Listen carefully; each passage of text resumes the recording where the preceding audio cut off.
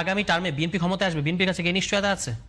নাকি বিএনপিটা মনে করে যে আমি আগামীবার ক্ষমতায় আসবো? একজন তুষার যে ভাষায় কথা বলতে পারে আমি চাইলেও ওই ভাষায় বলতে পারি না। এটা তো আইয়ুবের বেসিক ডেমোক্রেসি মডেল, যে আমি সব জায়গায় প্রশাসক দিয়ে চালাবো। আমি তো বললাম এটা বিএনপি টের পাবে যে এটা কত ডিসলাইক করেছে এই জেনজি, এবং জেনজির পরে জেন আলফা।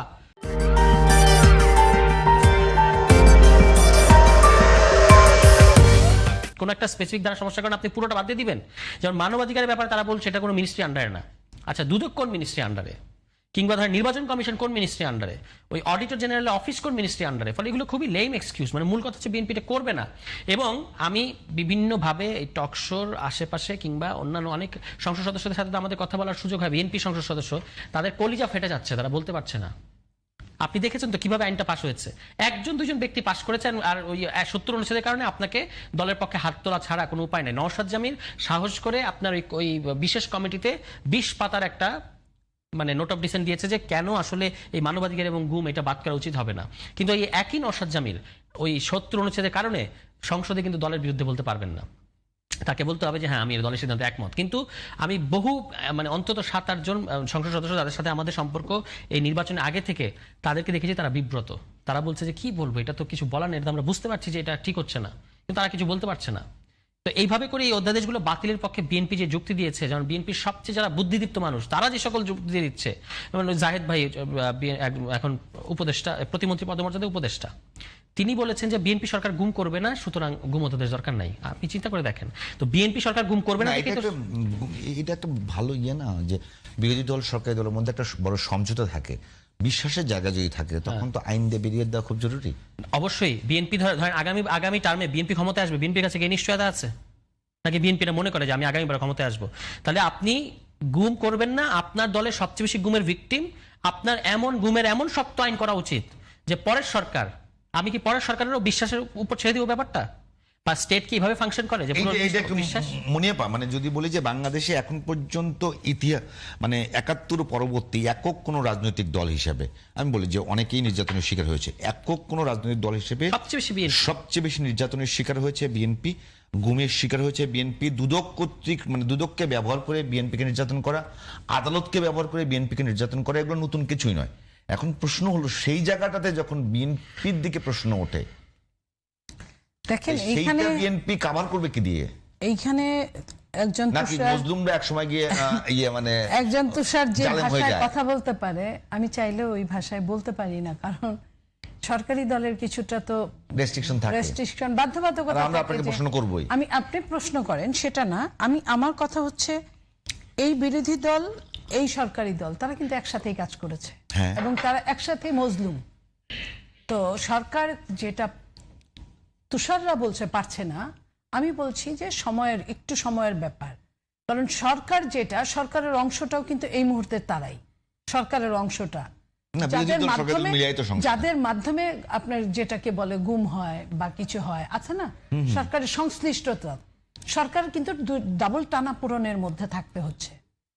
বিরোধী দলের সাথে একসাথে কাজ করেছে সরকার, আবার সরকারের যে লাইনটা আছে, সরকারের যে হ্যান্ডস গুলো আছে সেগুলোর সাথে সরকারের কাজ করতে হবে। তো এখন যেটা, এই কারণেই সরকার আরো আলোচনা আরো সমালোচনার মধ্যে এনে এটাকে যদি ফ্রি করে ছেড়ে দেয়, বিরোধী দল কথা বলার একটা সুযোগ পেল। আমরা দেখতে পাচ্ছি যে আপনার দলীয় ইশতেহারকে আপনি ক্রমাগত লঙ্ঘন করছেন, এবং প্যাটার্নটা তো খুব পরিষ্কার যে যেগুলো জবাবদিহি এবং ইনস্টিটিউশনগুলোকে স্বাধীন করবে, নির্বাহী বিভাগকে জবাবদিহির আওতায় আনবে, সেগুলোকে আপনি বাতিল করছেন। নাম বলছেন যে আমি পরে আবার অধিকতর করে আনবো, কিন্তু এভাবে এটা কাজ করে না, আমরা সবাই বুঝি।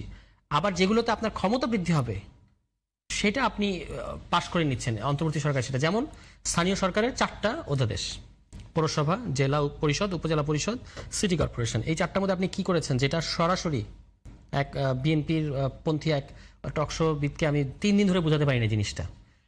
ইশতেহারে আপনি লিখেছেন যে আপনি কখনো মৃত্যু কিংবা আদালতের রায় ছাড়া কখনো প্রশাসক বসাবেন না। প্রশাসক তো বসানো হয়েছে, সিটি কর্পোরেশনে বসিয়েছেন, জেলা পরিষদে বসিয়েছেন, এবং কাদেরকে? দলীয় ব্যক্তিদেরকে যারা নির্বাচনে হেরেছে অথবা মনোনয়ন চেয়ে পায়নি, প্রাইস পোস্টিং। আপনি কিন্তু বলেছেন আপনি 2টা স্পেসিফিক কারণ ছাড়া কখনো প্রশাসক বসাবেন না। এখন কিন্তু কোনো বিশেষ পরিস্থিতি নাই। আচ্ছা, প্রশাসক তবু এখন কি করবে তাহলে? এখন আপনি যেভাবে চলতেছিল যে ওই জেলা প্রশাসক এগুলো দায়িত্ব এগুলো ওভারসি করছিলেন, জেলা পরিষদ তো এত গুরুত্বপূর্ণ না, মানে যে কাজ মূলত থাকে জেলা প্রশাসনের কাছে। আচ্ছা, তবু আমি মেনে নিলাম যে আপনাকে প্রশাসক বসানো হয়েছে, কিন্তু এই যে 59টা জেলা পরিষদে দলীয় পদধারী ব্যক্তিদের বসানো, এটা ইট ইজ টু মাচ, এটা কোনোভাবেই জাস্টিফিকেশন দেওয়া যায় না। আচ্ছা, তার চেয়ে ভয়ঙ্কর ব্যাপার হলো যে ক্ষমতাটা আপনি নিজের কাছে রাখলেন, বলা হয়েছে বিশেষ ক্ষমতা, বিশেষ পরিস্থিতি ও জনস্বার্থে স্থানীয় নির্বাচিত জনপ্রতিনিধিদেরকে চাইলে সরকার নির্বাহী আদেশ বলে অপসারণ করতে পারবে। বাংলাদেশের কোন সরকারের কাছে নির্বাচিত, বিএনপির ভিকটিম না, বিএনপি সিটি কর্পোরেশনের নির্বাচিত মেয়রদেরকে আওয়ামী লীগ বসতে দিয়েছিল না, তালা লাগিয়ে দেয় নাই তো সেই, এবং ওখান থেকে কিন্তু বিএনপির কমিটমেন্ট ছিল যে আমি কখনো নির্বাচিত যাদেরকে জনগণ ভোট দিয়েছে, জনগণ বাংলাদেশের সংবিধান অনুযায়ী এই প্রজাতন্ত্রের মালিক, তারা যখন প্রতিনিধি ঠিক করেছে ভোট দিয়ে, তাদেরকে আপনি নির্বাহী আদেশ বলে সরিয়ে দেবেন? এটা তো আইইউবের বেসিক ডেমোক্রেসি মডেল, যে আমি সব জায়গায় প্রশাসক দিয়ে চালাবো, এবং এটা directly contradicts with our constitution. আদালত যদি বলে যে আমি অমুক মামলার আসামি, তাহলে আমাকে সরকার অপসারণ করবে, এটা লেজিট। কিন্তু আপনি ইচ্ছামতো জনস্বার্থে বিশেষ পরিস্থিতি দোহাই দিয়ে একটা সরকার নিজের কাছে স্থানীয় প্রতিনিধিদেরকে সরানোর ক্ষমতা রাখবে? এটা কি ডেমোক্রেসি? এটা কি আমাদের যে কনস্টিটিউশনের মূল ধারা, যে আমরা বাংলাদেশের জনগণকে একটা নিয়মতান্ত্রিক ও ন্যায়ানুগ সরকার ব্যবস্থা দেব, জনপ্রতিনিধিত্বমূলক সরকার ব্যবস্থা দেবো, এটা কি তার সাথে সঙ্গতিপূর্ণ? আপনার দলীয় ইশতেহারের সাথে সঙ্গতিপূর্ণ? একটাও না। তাহলে আপনি কেন করছেন? কারণ হচ্ছে এটা আপনার ক্ষমতাকে বাড়ায়। আপনি দেখেছেন এই অধ্যাদেশটা মজার, তো এটা আমি রেখে দিই আমার জন্য, ওগুলো বাদ করে দিই, এটাই তো ঘটেছে। এখন পর্যন্ত আপনাদের কোন কাজ দেখে বা সংসদে আপনারা এমন কি করেছেন বা বাইরে কি করেছেন যা দেখে মানুষ মনে করতে পারে যে আসলে আপনারা আর ফেসিবাদী হয়ে উঠবেন না? দেখেন, কাজের হিসাবে সময়টা এখনো আসে নাই, নাম্বার 1। কারণ 45 দিন 47 দিন হলো সরকারের দিন, 2 মাস হয় না। একটা সরকারকে আপনি 3 মাস বা 100 দিনকে বলে হানিমুন পিরিয়ড। তা এর মধ্যে সরকার অনেক সমস্যার উপর দিয়ে যাচ্ছে। আমি আবারও বলছি, তুষার অবশ্যই জানে এটা, এত সমস্যার উপর দিয়ে তুষার থাকলে কি করতে, আরো খারাপ অবস্থা। আমার প্রশ্নটা অন্যরকম। যেখানে আপনাদের প্রধানমন্ত্রী, উনি ওই সময় আপনাদের ভারপ্রাপ্ত চেয়ারম্যান, পরবর্তীতে চেয়ারম্যান, আমার উত্তরটাই তো আপনি নিচ্ছেন না। আমি এক করে দেই, আপনি সহজ হবে। তিনি যখন বললেন যে আপনাদের রেইনবো ন্যাশনের কথা তো মনে আছে, আপনারা জাতীয় সরকার করবেন, এই এসে যদি 60টা বা 59টা বা 64টা এরকম সবগুলো জেলা পরিষদের চেয়ারম্যান নিজেদের লোক বানান, তাহলে আমি আপনাকে একটু বলি, সেটা হলো আপনি যেটা বললেন রেইনবো নেশনের মধ্যেই আমরা আছি এখন পর্যন্ত, স্টিল নাও।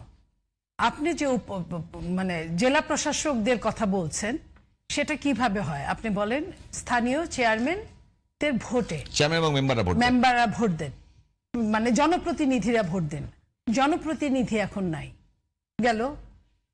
রাষ্ট্র 15.5 বছর, আরো 2 বছর, 17.5 বছর, আরো 1.5 বছর, 19-20 বছর রাষ্ট্র ভীষণ বিপদাপন্ন।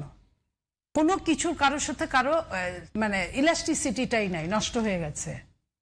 আপনি দেখেছেন সিটি কর্পোরেশন উত্তর এবং দক্ষিণ ঢাকার এটা সবচেয়ে বিগ এবং ইম্পর্টেন্ট সিটি কর্পোরেশন, সেইখানে ইন্টারিম সরকার যা করেছে এটা বলার মতো না। আপনারা সব সময় যে কথাগুলো বলেছেন দলীয়করণ করছে আওয়ামী লীগ সরকার, বলেছেন না? দলীয়করণ বলতে যা বোঝেন তার কোনটা বিএনপি করছে না? না, বিএনপি তো এখন কোনো কাজই তো ওইভাবে শুরু হয় নাই যে আপনি দলীয়করণ ভাবে বলবেন। আপনি যেটা বলছেন, আমি আপনাকে বলি, আওয়ামী লীগের কোন কাজকে দলীয়করণ মনে করতেন সেটা একটু বলেন। আওয়ামী লীগ যেভাবে পাশ করাতো, নির্বাচন, ওটাই তো দলীয়করণ। বিএনপি তো এই কাজটা করবে না, ওইভাবে করবে না। বিএনপি তো ওপেন রেখে দিবে যে ইলেকশনে ভোট। এখন আপনি 1% নিয়ে কিন্তু এক্সাম্পল হয় না, এক্সাম্পল হয় 51% নিয়ে। তো সেইখানে বিএনপি আপনার এই মুহূর্তে আপৎকালীন, বিএনপি যাদেরকে বিশ্বাস করবে তাদের দেওয়া ছাড়া উপায় নেই, তাদেরকে দেওয়া ছাড়া বিএনপির উপায় নেই। কারণ যে কোনো ষড়যন্ত্র কিন্তু এখনো অব্যাহত আছে, বরং আরো বেশি হয়েছে, ষড়যন্ত্র কমে নাই। এই ষড়যন্ত্র থেকে উদ্ধার পাওয়ার জন্য বিএনপির নিজস্ব পাহারাদার ছাড়া, পাহারাদার, আমি এটা এমন না টাকাই নাই সিটি কর্পোরেশনের, ধান্দার কি আছে আপনি আমারে বলেন? ওইটা হচ্ছে পাহারাদারের একটা ব্যবস্থা করা, আর কিচ্ছু না। বিএনপি ওপেন দিয়ে দিবে নির্বাচন, যে পাশ করবে, জনগণ যাকে ভোট দিবে, ভোটে যদি 2 নাম্বারই হয় তখন আপনি আমাকে বলতে পারবেন। এই মুহূর্তে বিএনপির সবচেয়ে বড় কথা তার একটা যেটা খড়কুটা ধরে বাঁচার জায়গাটা খুঁজে নেওয়া।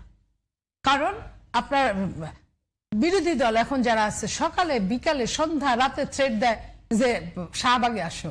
আপনি বিসিবিতে বিএনপির স্থায়ী কমিটির 3 জনের সন্তানকে বসাই দিবেন? এটা পাহারাদারি। মির্জা আব্বাস, সালাউদ্দিন আহমদ এবং ওই আরেকজন যেন কে মির্জা আমির খসরু, 3 জনের। আমি বললাম যে ওই কোনো কারণে নেতার সন্তান হয়ে কি আমি অযোগ্য হয়ে যাব? 3 জনই যোগ্য। তারা কি তাদের ক্রিকেটের ব্যাপারে তাদের পোর্টফোলিওটা কি? তাদের মানে তারা তো এখানে, আমি আবার বলতে, তারা এখানে তো নির্বাচন প্রক্রিয়া আছে, ওটা আগের নির্বাচিত কমিটিকে জাস্ট আউটরাইট ভেঙে দিয়ে একটা অ্যাডহক কমিটি হয়েছে এবং সেখানে স্থায়ী কমিটির 3 জনকে বসানো যে অত্যন্ত দৃষ্টিকটু, এটা বিএনপির বোঝা উচিত। একজনকে দিলে দেখেন, একসময় কোকো সাহেব বিসিবির সাথে জড়িত ছিলেন, কেউ প্রশ্ন করে নাই। কেন? কারণ উনার he had interest in cricket, সবাই এটা বুঝতো।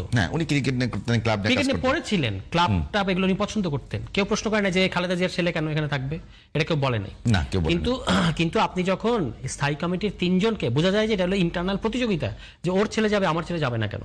3 জনের ছেলেকে আপনি এখানে দিয়ে দিয়েছেন এবং তাদের যে ক্রিকেট নিয়ে কোনো ইন্টারেস্ট বা অভিজ্ঞতা কিংবা কোনো এক্সপার্টাইজ আছে এটা কেউ বলবে না। এটা হলো নেপো কিডস। আপনি নেপো কিডস এখানে বসিয়ে দিয়েছেন। নেপালে কিন্তু আন্দোলনটা এই কারণে হয়েছিল যে নেপো কিডসদের বিলাসিতা এবং দুর্নীতির বিরুদ্ধে। আচ্ছা, এর বাইরে আপনি একজন ব্যারিস্টার রাশনা ইমাম, উনি তার আইনাঙ্গনে ওনার যথেষ্ট নামডাক এবং সুনাম আছে, কিন্তু আপনি তো তাকে এখানে দিয়েছেন ববি হাজারের স্ত্রী হিসেবে, এবং ক্রিকেটের সাথে তার সম্পর্ক কি? এবং উনি এসেই প্রথমে যে কথা বলেছেন মুক্তিযুদ্ধের চেতনায় আমরা বিসিবিকে এগিয়ে নিয়ে যাবো, তা আওয়ামী লীগের মতো ওই রকম ওই সময়কার ভাষা। তাহলে আপনি এই বিসিবি মানে একটা জিনিস বিএনপি রিড করতে মারাত্মক ভুল করছে।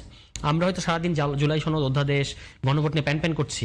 বাংলাদেশের কোটি কোটি তরুণ ক্রিকেট নিয়ে কনসার্নড। ক্রিকেট তাদের মানে প্রধান খেলা, তো ফুটবল টুটবল অত দেখে না, ক্রিকেটটাই তারা সবচেয়ে বেশি মানে পছন্দ করে এবং এটা একটা ক্রেজ। সেখানে যখন আপনি এটা করলেন, আপনি যেটা করলেন, বিএনপি আগে শুধু আমাদের কাছে এক্সপোজড হচ্ছিল। আপনি এই যে তথাকথিত অ্যাপলিটিক্যাল, মানে যারা রাজনীতি নিয়ে সারাক্ষণ ভাবতে চায় না, তাদের কাছে এক্সপোজড হয়ে গেলেন এই কাজটা করার মধ্যে। দেখছি কি ব্যাপার, স্থায়ী কমিটির 3 জন বিএনপির, এবং এই কাজ করার জন্য শ্রীলঙ্কায় এবং আরো 2-1টা দেশে আইসিসি তাদেরকে এমবার্গো দিয়েছিল, নিষেধাজ্ঞা দিয়েছিল এই যে নেপো কিডসদের বসানোর কারণে। তো আমাদের বিসিবি এমনিই ঢুকতে থাকে, এমনি এটা হচ্ছে আপনার কোনো পারফরমেন্স করে না, লাড্ডু মারে। তারপর আপনি তাদেরকে, আপনি ঠিক আছে আমি বুঝলাম যে আপনার আওয়ামী লীগের একটা সাকিব আল হাসান ছিল, আপনার একটা সাকিব আল হাসান লাগবে, আপনি তামিম ইকবালকে পাইছেন। তো ক্রিকেটের সাবেক ক্রিকেটারকে আমাদের আর নাই, আপনি তাদেরকে দেন ওখানে।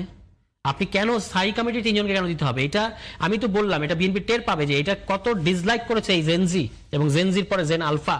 তাদের কাছে শুধু একটাই বার্তা গেছে।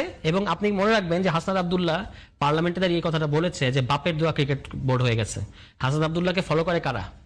ফলো করে এই জেনজিরাই। তখন এই কথাটা তারা খেয়াল করলো যে হ্যাঁ, আসলে তো স্থায়ী কমিটি মানে বিএনপির সর্বোচ্চ ফোরামের 3 হেভিওয়েট নেতার 3 জন সন্তানকে আপনি দিয়ে দিচ্ছেন এক জায়গায়। মানে আপনি এটা মানে ওভারলাইট বলে না যে এক জায়গায় লাইট ফেলে দেওয়া, ওই কাজটা করেছেন। একজনকে দিতেন, এটা নিয়ে এত কথা উঠতো না। তখন আপনি বলতে পারতেন যে আপনি দেখেন আগে সে কি পারফর্ম করে। কিন্তু যখন 3 জনকে দিয়ে দিচ্ছেন, তখন এটাকে আর কোনোভাবে জাস্টিফিকেশন দেওয়া যায় না।